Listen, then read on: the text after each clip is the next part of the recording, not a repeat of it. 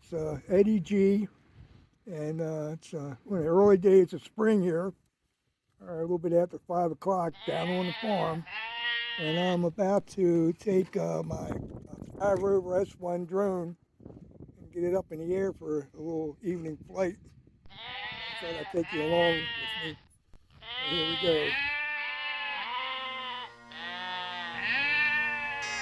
All right, the app's open, and the drone is on, and the controller's on.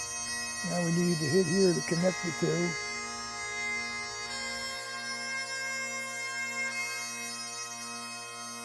All right, we got the camera.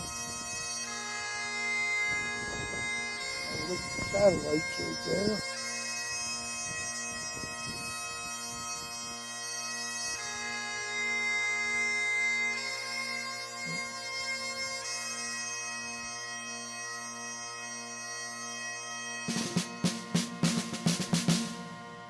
All right, get ready for takeoff.